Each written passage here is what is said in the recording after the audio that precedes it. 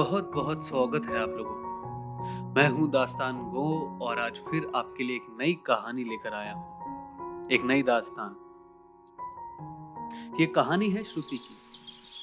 श्रुति यूं तो बहुत बहादुर लड़की थी, पर एक दिन एक अनहोनी हो गई। श्रुति 19 साल की थी और बीए फर्स्ट ईयर में पढ़ती थी। हर रोज की तरह आज भी वो टाइम पर उठी, अपना लंच लिया और मेट्रो स्टेशन की तरफ निकल गई। वो रोज मेट्रो से कॉलेज जाती और आती थी। उस दिन मेट्रो में कुछ ज्यादा ही भीड़ थी। वो जैसे तैसे अंदर दाखिल हुई और कोने में जाकर खड़ी हो गई। वो अपने आईपॉड पे गाने सुन रही थी और अपने स्टेशन का इंतजार कर रही थी। तभी कुछ हुआ। एक घिनौनी घटना। किसी ने श्रुति की कमर को छुआ। श्रुति सकपका उठी और उसे बहुत बुरा महसूस हुआ। वो थोड़ा आगे बढ़कर थोड़ी दूरी पर जा खड़ी हुई। तभी कुछ देर बाद किसी ने उसकी कमर को फिर से छुआ।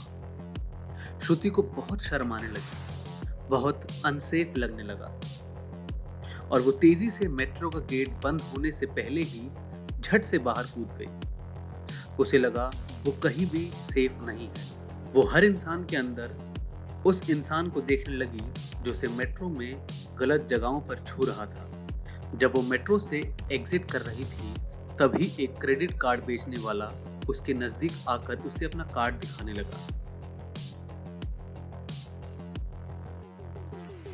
तो श्रुति को न जाने क्या हुआ, उसने उसका हाथ झटक दिया और आगे भाग गई। वो रोते रोते जैसे तैसे कॉलेज पहुंची। दिन भर उसकी मानसिक संतुलन हिली हुई थी।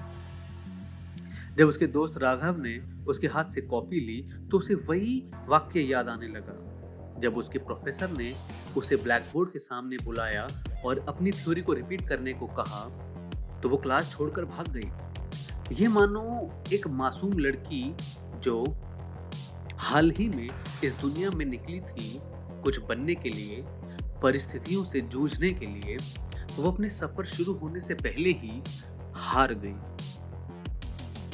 श्रुति जैसे तैसे जब घर पहुंची, अपने कमरे में बंद रही, खाना खाने के लिए बाहर नहीं आई। ये मानो कि वो हर आदमी को वही समझने लगी कि उसकी नीयत खराब है और हर आदमी उसे छूना चाहता है या उसके साथ गलत व्यवहार करना चाहता है। श्रुति 3 दिनों तक कॉलेज नहीं गई, या यूं कहो वो अपने घर से ही बाहर नहीं निकली। अपने माँ बाप से भी ज्यादा बात नहीं की।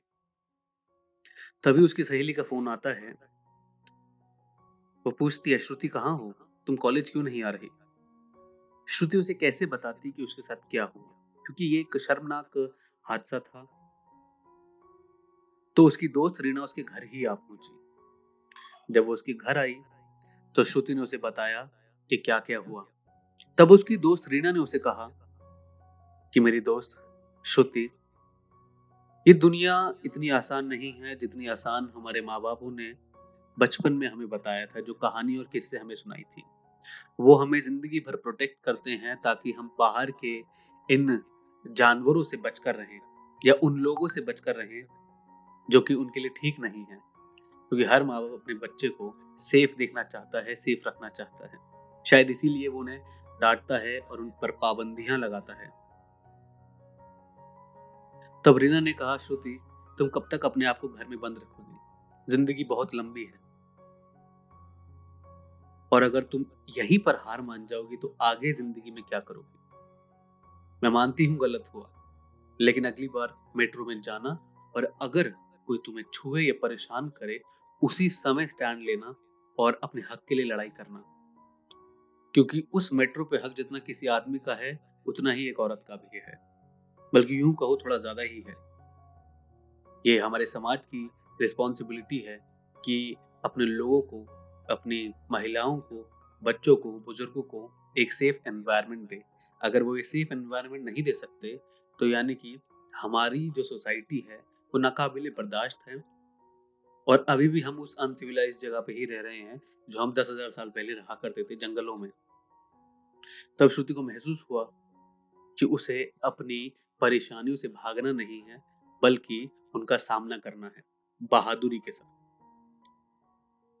श्रुति अगले दिन फिर उठी, कॉलेज के लिए तैयार हुई, मेट्रो की तरफ बढ़ी। पहली मेट्रो आई, वो अंदर दाखिल हुई। उसे अजीब लग रहा था कि फिर से वो ना हो जाए, लेकिन उसने खुद को संभाला कि श्रुति, किस किस वाक्य पे रोएगी? तेरी किस्मत में रोना नहीं लिखा, तेरी किस्मत में परेशानियों से जूझना, उनका सामना करना और जीतना है। किसी आदमी का हक नहीं बनता कि वो किसी औरत को परेशान करे। और फिर से किसी आदमी ने उसे छुआ और तभी उसने उसका हाथ पकड़ लिया और उसकी आंखों में आंखें डाल के कहा कि मैं कोई सरकारी प्रॉपर्टी नहीं हूं जिसको तुम जब चाहे जहां चाहे छू सकते हो। और उसने फौरन तेज आवाज में कहा, यह आदमी मुझे छेड़ रहा है। और तभी किसी ने मेट्रो का इमरजेंसी बटन दबाया और मेट्रो वहीं रुक गई। तभी अंदर पुलिस दाखिल होती है और पूछती है, मैडम क्या हुआ? श्रुति बताती है ये सब हो रहा था। तो उस पुलिस वाला कहता है कि मैडम, ये वाक्य कई बार हो चुका है और कई औरतों ने इसकी कंप्लेंट की है, लेकिन आपने जिस बहादुरी से उसी मौका वारदात पे कंप्लेंट की, मेट्रो को रोका, ये काबिले तारीफ था। और आपने जो कुछ किया, हम उसके लिए शुक्रगुजार हैं, क्योंकि आपने अपने ही लिए नहीं बल्कि उन तमाम औरतों के लिए स्टेप उठाया है जो कि मेट्रो में सफर करती हैं। तभी सब लोग श्रुति की तरफ देखने लगे और श्रुति को वही बहादुरी फिर से महसूस होने लगी जो कि उसके माँ बाप उसे बचपन में कहानियां सुनाई करते थे। कहते थे कि श्रुति मेरी बहादुर बच्ची है, वो जीतेगी, हारेगी नहीं। और यही श्रुति कई रोज मेट्रो में, बसों में न जाने कहाँ का सफर करती है और इन परेशानियों का सामना करती है। और उस हर श्रुति के लिए, उस हर महिला के लिए, उस हर लड़की के लिए हम लोगों को आवाज उठानी है, क्योंकि वो हर श्रुति, हर लड़की वही बहादुर बेटी है अपने माँ बाप की और इस समाज की एक बहादुर महिला है जो अपनी डिग्निटी और सेल्फ रिस्पेक्ट के साथ जी रही है। उसे किसी की एहसान की जरूरत नहीं। धन्यवाद।